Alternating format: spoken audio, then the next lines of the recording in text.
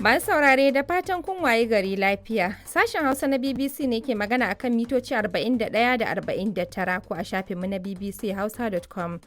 A cikin shirin namu na yau za ku ji cewa an kasa cimma matsaya a tattaunawar kasuwanci ta ƙarshe tsakanin Amurka da Kanada.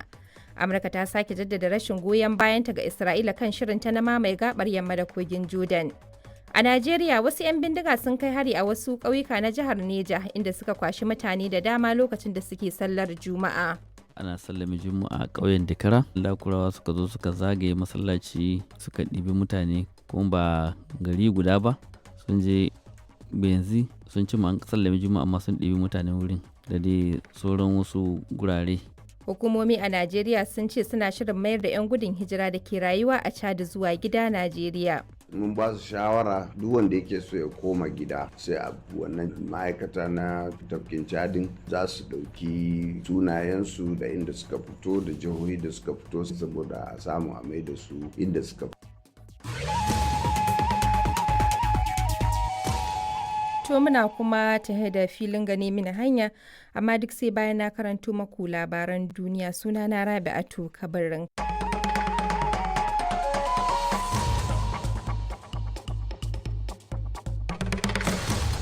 Masu saurare barkanmu da warhaka. A cikin shirin namu na yanzu za ku ji cewar harajin Amurka mai tsanani kan kayayyakin Kanada ya fara aiki a yau Asabar.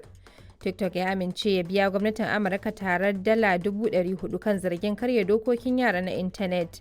A Najeriya hukumar zaben kasar wato INEC ta ce zaben gwamna da ta gudanar a jihar Oshun wani zakaran gwajin dafi ne a shirye-shiryen babban zaben kasar na 2027. Hukumar zaɓe ita wannan bai zo mata a bazata ba don kullun dama burinta shine ta gudanar da zaɓe sahihi kuma karɓaɓɓe, kuma wanda ya lashe zaɓe shi hukumar zaɓe za ta sanar a matsayin wanda ya nasara a wannan zaɓen.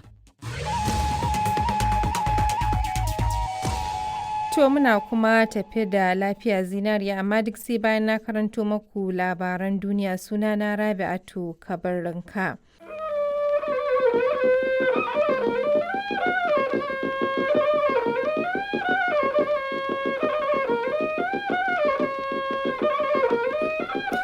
Sashen Hausa na BBC ke magana kan mita 16 da mita 25 da kuma a tashoshin FM a wasu kasashen Afirka. Masauraro Assalamu alaikum. Aisha Sharif Baba ke fata kun wani lafiya cikin shirinmu na karfe 8:30 daidai agogon Najeriya da Nijar, wato 7:30 kenan agogon GMT da Ghana. To a cikin shirin za ku ji cewa Prime Minister Canada Mark Carney ya ce ya dakatar da tattaunawar kasuwanci da Amurka bisa wasu dalilai na rashin kyautawa daga Amurka. Wani hari ta sama da sojojin Myanmar suka kai kan wani gidan ibadar Buddha ya kashe akalla mutum 14 ciki har da mata 3. Shugaban Rasha Vladimir Putin ya ce hare-haren da Ukraine ke kaiwa kan muhimman cibiyoyin tattalin arzikin kasarsa za su iya haifar da mummunan sakamakon da ba a yi hasashensa ba. Akwai filinmu na gane muna hanya da ma'amsoshin takardunku duk a cikin shirin.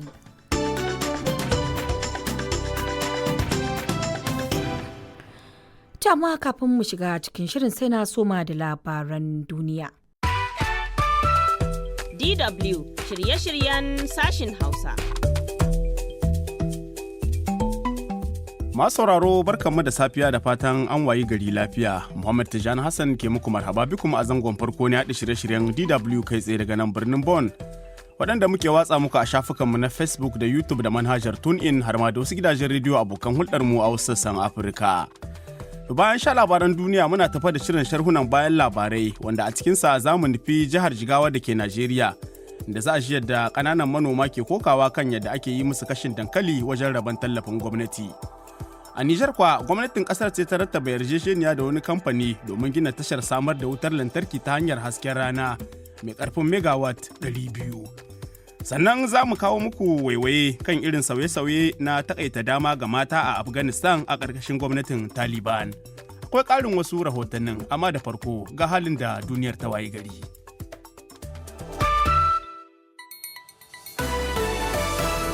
DW labarun duniya. Amurka da Kanada sun buɗe sabon babin yakin kasuwanci. Shugaban ƙasar Iran ya ce an kawo gabar da za a kawo ƙarshen yakin ƙasarsa da Amurka. Jamhuriyar Dimokuraɗiyyar Congo ta karɓi allurar rigakafin Ebola sama da 16,000 yayin da annobar ke ƙara tsananta. DW shirye-shiryen sashin Hausa.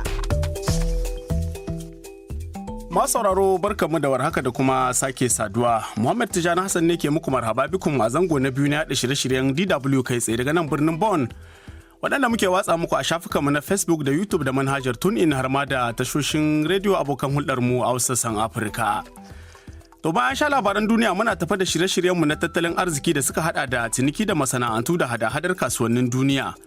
Sai shirin ku shiga kulob da ke duba ayyukan ƙungiyoyi 'yan sa kai.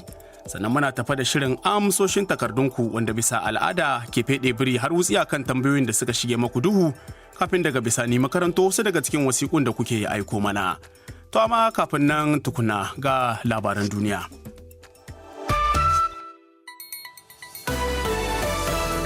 DW labarun duniya.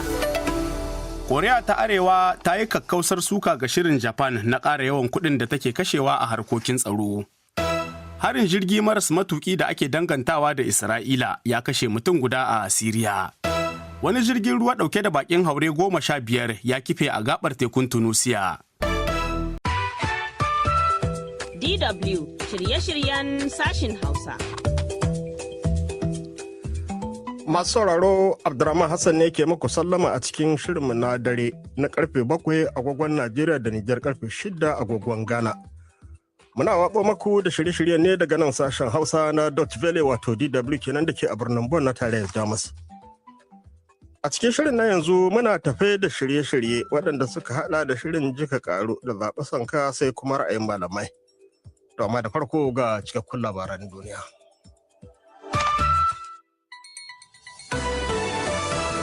DW labarun duniya. 'Yan ta'adda na Lakurawa sun sace tare da kashe mutane da dama a wani harin da suka kai a jihar Neja da ke a tarayyar Najeriya. Yaƙi na ƙara tsananta tsakanin Rasha da Ukraine yayin da yunkurin diflomasiyya ya gaza wajen kawo ƙarshen faɗan.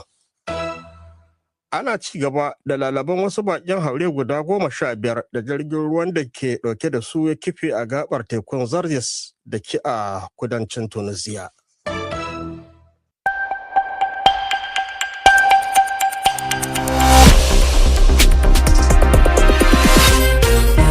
Bakwai daidai agogon Najeriya, Nijar, kamar da Chadi, 6 kenan agogon Tiyo da Ghana. Sashen Hausa na Radio France International ake saurare kan mitoci 19 da 22. Azima Bashir Aminu.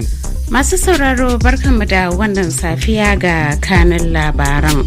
Mahukuntan Najeriya sun sake gano wata ma'aikatar bogi wadda ke matsayin ta 4 da aka bankaɗo ƙarƙashin wannan gwamnati. Madagon adawar Gini ya buƙaci jama'ar ƙasar su ƙaurace wa zaɓen raba gardamar sauya kundin tsarin mulki bayan da ya ce ba zai haifarwa ƙasar alkhairi ba. Yakin cacar baka ya ɓarke tsakanin Turkiyya da Isra'ila bayan da Erdogan ya fitar da sammacin kama Netanyahu. To yanzu kuma ga cikakkun labaran.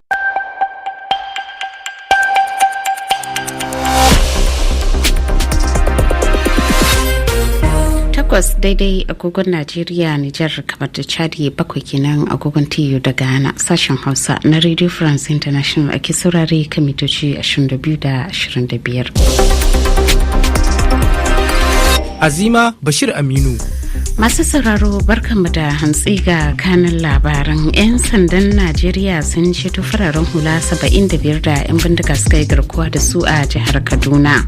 A halin 'yanci ranar da suka tsallaka Spain daga Morocco sun yi dafifi a kan iyaka cike da sa ran ganin 'yan uwansu. Kasashen gabas da tsakiya sun soki shirin Isra'ila na faɗaɗa gine-ginen Yahudawa a yankin Falasɗinawa a wani yanayi da yakin cacar baka ya kunno kai tsakanin Isra'ila da Turkiyya. Ta yanzu kuma ga cikakkun labaran.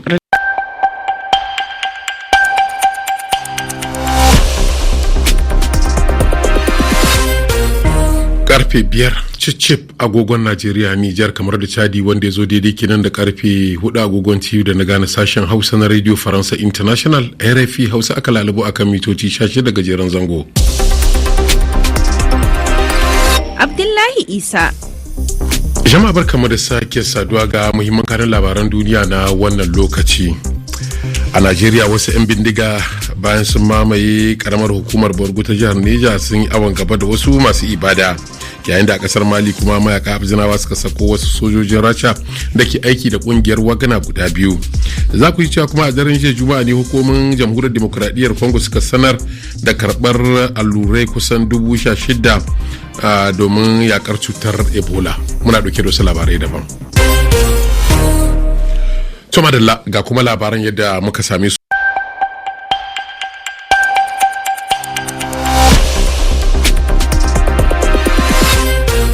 Karfe 9 agogon Najeriya, Nijar, kamar da Chadi, wanda ya zo daidai kenan da karfe 8 agogon TU da na gane sashen Hausa na Radio Faransa International.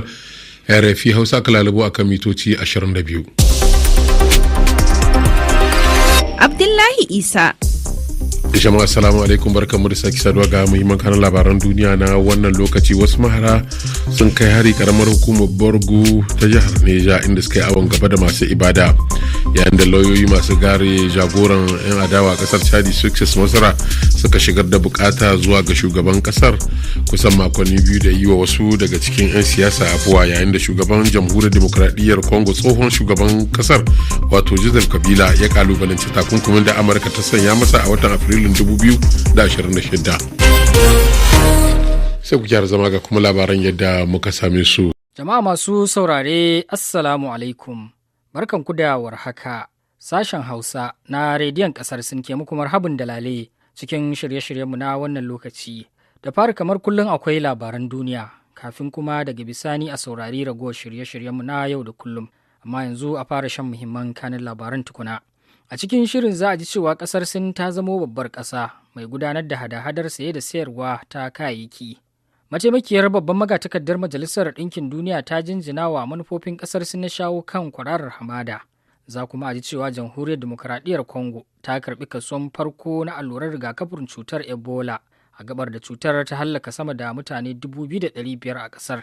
Yanzu ga labaran dalla-dalla daga nan sashen Hausa na rediyon ƙasar Sin.